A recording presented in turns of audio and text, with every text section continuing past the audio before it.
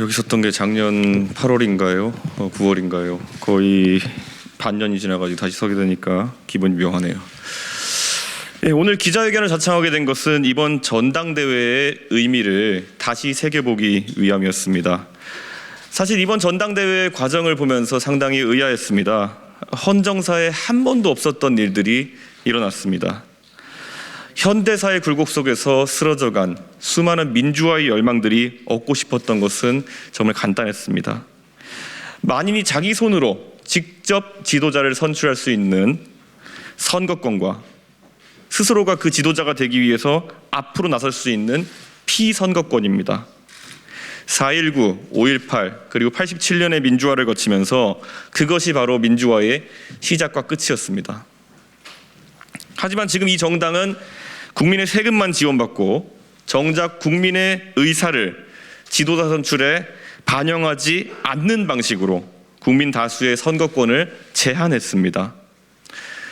그리고 누군가가 자유롭게 출마하려고 할 때마다 커다란 손이 나타나서 큰 채찍으로 때리고 그 뒤를 따라서 그걸 보고 달려든 하이에나들이 연판장으로 물어뜯으며 피선거권의 권리를 박탈하였습니다.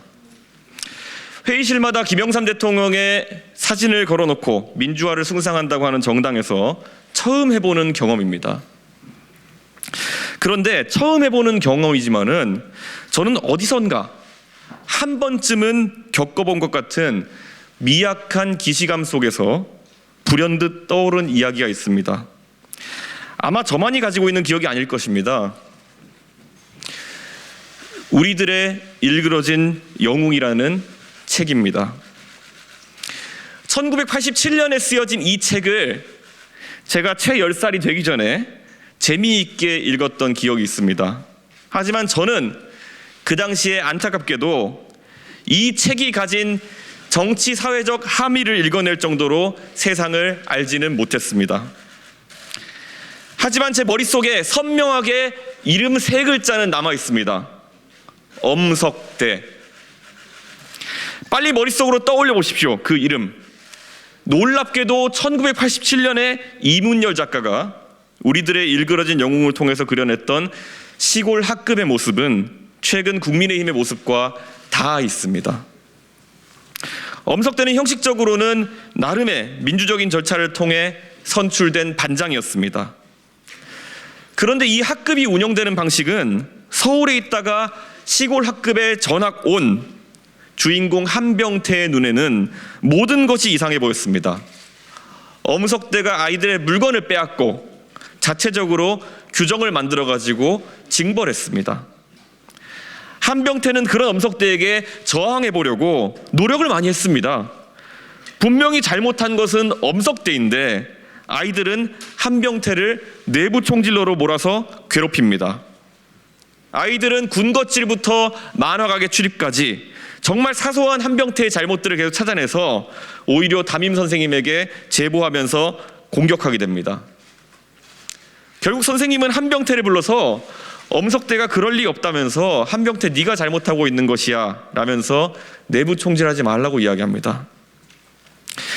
결국 소설 속 주인공인 한병태는 엄석대가 만들어 놓은 질서에 저항하는 것을 포기하고 엄석대의 세력에 편입되어서 그의 자잘한 비행에 오히려 힘을 보태는 위치에 가게 됩니다. 모두가 자신의 권리와 양심을 잃어버리고 엄석대에게 굴종하면은 평화와 질서가 유지되는 것처럼 보였습니다. 아마 이게 누군가가 이야기하는 당정일체일지도 모르겠습니다. 엄석대가 구축해놓은 왕국은 새로운 담임 선생님이 오고 사흘 만에 반장선거에서 61명 중 59명의 표를 받으며 엄석대가 다시 선출되는 순간 무너졌습니다. 엄석대에게 저항할 사람이 남아있지 않은 그 학급의 질서라는 것이 새로운 담임 선생님에게는 얼마나 이질적이고 또 한심해 보였겠습니까? 그 뒤로 새로운 선생님은 엄석대가 그동안 권력을 지키기 위해 해왔던 것을 하나씩 살펴보기 시작합니다. 원래 공부를 그다지 잘하지 않았던 엄석대는 각 과목별로 대리시험을 보게 하고 있었고 대리시험이 사라지니까 엄석대는 우등생이라는 별칭을 잊게 되었습니다. 이 소설이 재밌는 이유는 무엇입니까? 나중에 그래서 엄석대가 무너질 때 가장 잔인하게 선생님에게 엄석대에 대한 고발을 아끼지 않았던 학생들의 모습이 기억나십니까? 현실에 어떤 사람들이 생각나십니까? 엄석대의 권력을 떠받들면서 엄석대가 만든 해괴한 시스템에 해서 누릴 것은 다 누리고 남을 림치하는 데 앞장섰던 그들이 담임 선생님이 엄석대의 비행을 적어내라고 하자 누구보다 앞서서 그를 고발하고 무너뜨리기 위해 노력합니다. 담임 선생님은 엄석대도 나쁘다고 꾸짖지만은 그 엄석대 측 핵심 관계자였던 아이들도 5대씩 때립니다. 지금의 국민의힘에서 엄석대는 누구일까요?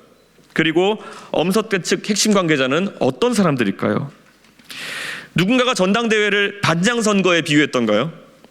반장선거를 통해 엄석대가 권력을 획득하면 그 권력이 무한하던가요? 여러분의 상상에 맡기겠습니다. 하지만 한 가지 명확한 것은 담임 선생님은 바로 국민이라는 것입니다. 원래 담임 선생님은 엄석대의 비행을 어렴풋이 알면서도 엄석대가 만든 시스템을 유지해야 본인이 편하다는 이유로 그 과정에서 희생되는 권리와 고통받는 소수의 희생을 오히려 탄압했습니다. 하지만 새로운 담임 선생님이 오시고 나서는 상식의 시각으로 학급을 바라봤고 엄석대의 작은 왕국은 무너지게 되었습니다. 이제 곧 투표가 시작되는 전당대회에서 천하람, 허은하, 김용태, 이기인 네 후보는 지금 소설 속의 한병태와 같은 위치에 서 있습니다. 이들은 사람에 충성하라는 충성맹세를 거부했다는 이유로 엄석대 질서에 편입되는 것을 받아들인 비겁자들에게 공격받습니다. 책에서 엄석대는 한병태를 제압했다고 포섭했다고 생각하지만 결국 담임 선생님이 바뀌고 났을 때 엄석대는 몰락합니다. 그리고 엄석대 측 핵심 관계자들도 모두 그를 버리고 떠났습니다. 담임 선생님은 바뀔 것입니다. 아니, 담임 선생님은 항상 바뀌어 갑니다. 이미 우리의 선생님인 국민은 우리를 의아한 눈빛으로 쳐다보고 있습니다. 6년 전 우리는 이미 담임 선생님에게 호되게 혼났던 집단입니다. 그때 왜 혼났는지도 다 기억하실 겁니다. 그때에도 우리 당에는 또 다른 엄석대가 있었고 엄석대 측 핵심 관계자를 자처하는 사람들이 있었습니다.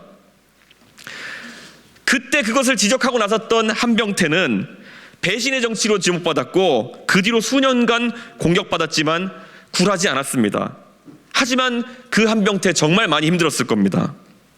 새로운 한병태인 천하람, 허은하, 김용태, 이기인이 더 큰 힘을 가지고 국민을 대신해서 엄석대가 구축하려고 하는 시스템의 문제점을 지적할 수 있도록 해주십시오.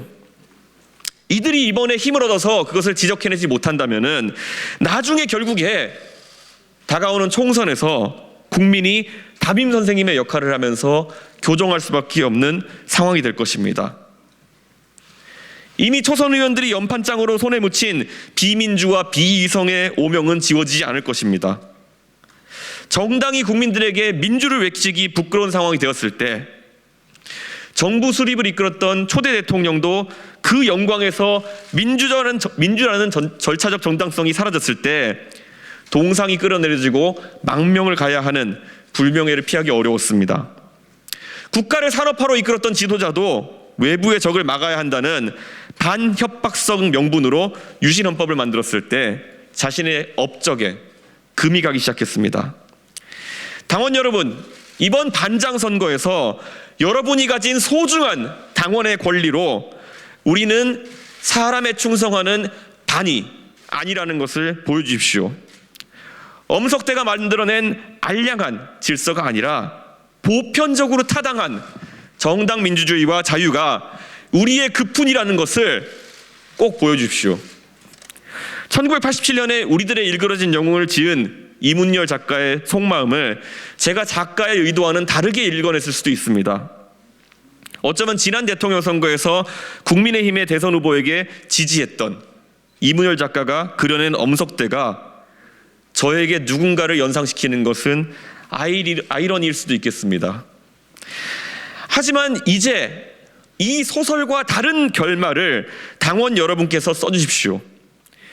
주인공이었던 한병태가 작은 저항, 큰 저항을 시도했다가 담임 선생님까지 엄석대의 편을 들면서 결국 저항을 포기하고 그들의 카르텔에 편입했던 그 이야기와는 다른 이야기를 써주십시오. 우리들의 일그러진 영웅 속에서 엄석대가 만들어내는 질서가 과연 대한민국의 젊은 세대가 바라는 질서일지 냉정하게 판단해 주십시오.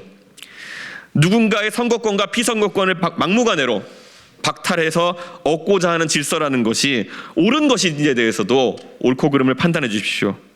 우리가 가진 권리와 양심 그리고 개성을 포기하고 얻는다는 질서라는 것이 혹시 역사의 한 페이지 속에서 우리가 봤던 한국식 민주주의와 같은 이상한 질서는 아닐지에 대해서 고민해야 됩니다. 우리들의 일그러진 영웅으로 시작했던 이 전당대회가 어떤 결말로 끝날지는 잘 모르겠습니다. 실제 이문열 작가가 써내려갔던 엄석대의 마지막은 엄석대 개인에게 매우 큰 비극이었습니다. 저는 다르게 결말을 쓰고 싶습니다. 적어도 저는 그 결말이 안데르센의 동화 벌거숭이 임금님이 되진 않았으면 좋겠습니다. 벌거숭이 임금님의 엔딩을 다 기억해 보신다면은 어떤 꼬마가 임금님이 벌거벗었다고 외치자 임금님은 부끄러웠지만은 갑자기 태세 전환할 수 없어가지고 채통을 생각해서 끝까지 행진을 감행한다는 비극적인 결말입니다.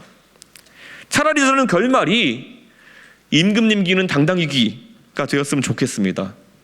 다들 희미한 기억 속에 그 결말이 기억 안 나실 수도 있겠지만은 임금님 기는 당나귀 기의 결말은 왕이 컴플렉스를 벗어 던지고 백성의 소리를 잘 듣기 위해서 귀를 덮고 있던 모자를 벗어 던지고 성군이 되는 결말입니다.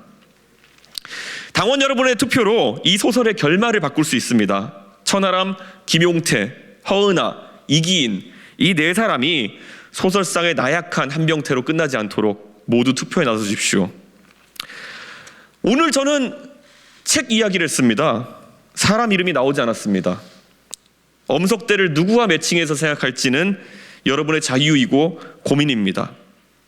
하지만 제 이야기를 듣고 엄석대가 똑같은 한 사람을 연상시킨다면은 다들 공감하고 계신 겁니다. 우리는 같은 문제의식을 가지고 있고 같은 이상을 추구하고 있는 겁니다. 내일을 준비하는 국민의힘은 그리고 내일을 준비하는 대한민국은 바로 당원 여러분의 현명한 선택을 필요로 하고 있습니다. 감사합니다.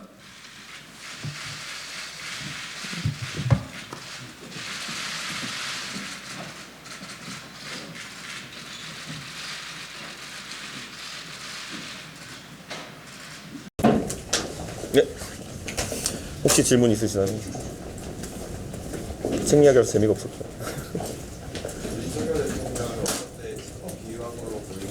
네.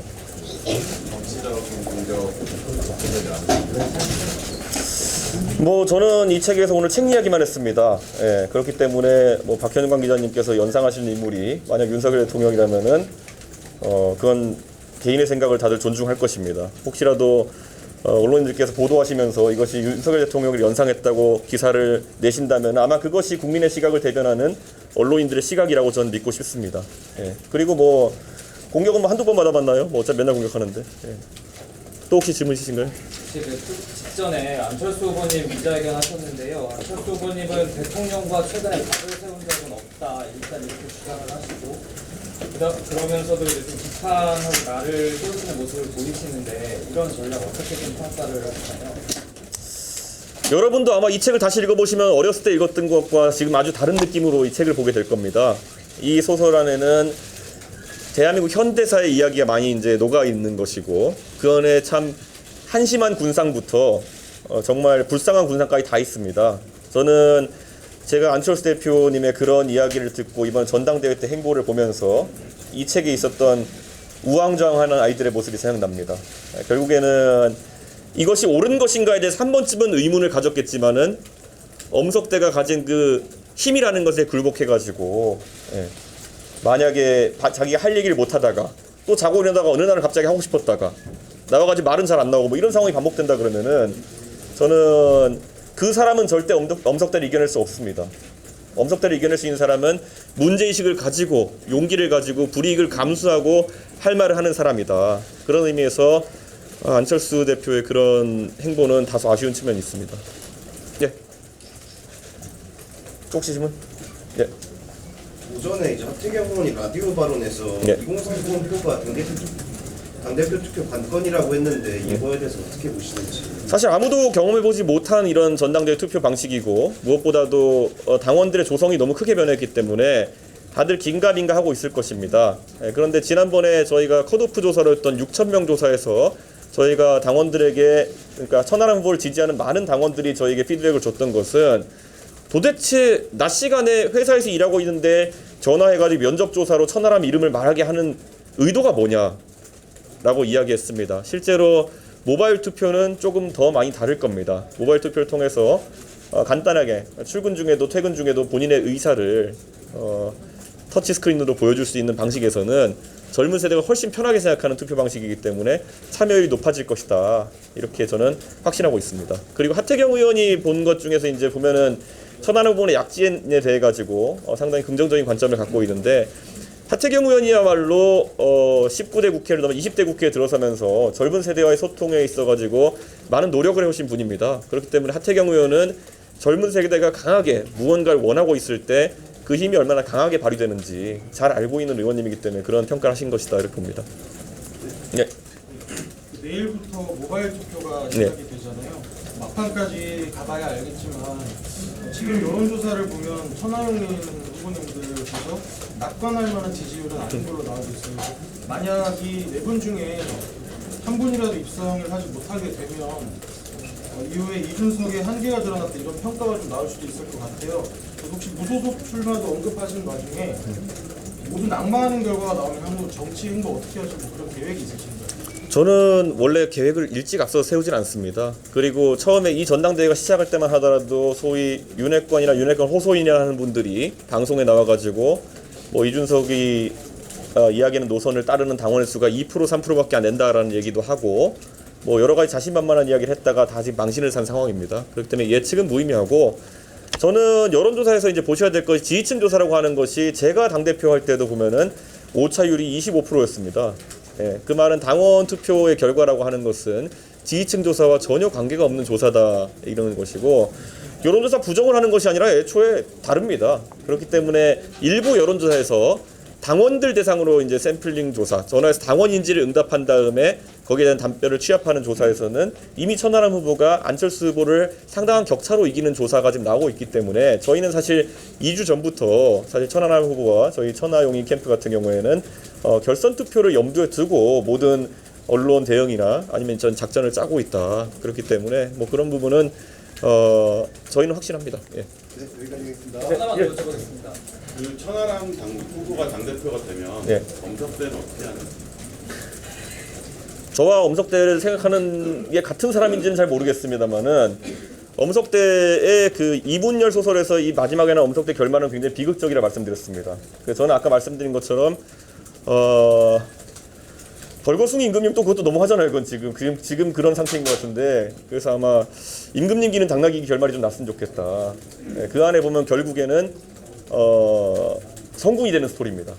예, 성공이 되는 스토리입니다. 그렇기 때문에 엄석대의 행복한 결말과 무운을 빕니다. 예. 그럼 또 대표님 혹시 당 선관위가 불공정하다는 주장이 안철수나 김기현 캠프 모두에서 나오고 있는데 천하용인에서 어떻게 보고 계세요?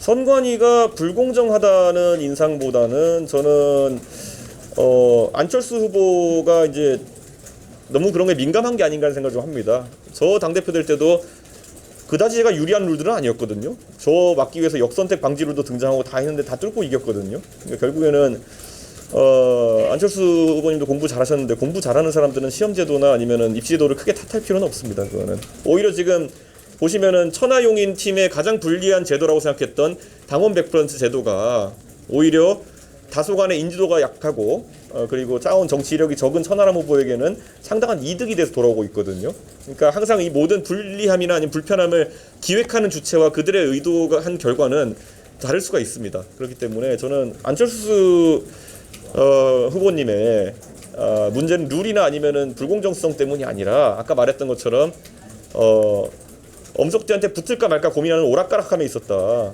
예. 그러니까 저는 그걸 명확하게 하셨으면 지금보다는 훨씬 더 나은 위치가 아니었을까라는 조언을 선거 막판에 드리고 싶습니다.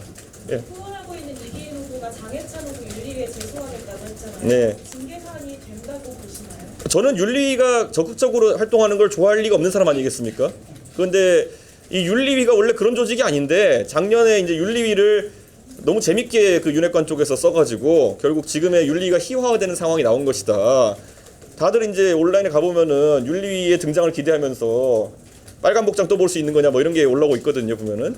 저는 그런데 뭐 윤리위가 너무 이렇게 선거판에 개입해가지고 그런 움직임 보이는 것은 저는 좋지 않다 이렇게 생각하고, 아마 이기인 후보도 장해찬 후보에 대한 그런 좀 생각이 좀 갑자기 바뀌게 된 것에 대한 지적을 하기 위해 가지고 그런 이야기를 하는 것이지, 뭐 장해찬 후보를 개인적으로 미워하는 사람이 지금 천하용인 팀에 있을까, 저는 이런 생각을 합니다. 참 도와주고 싶은 친구입니다. 예. 예. 나 예.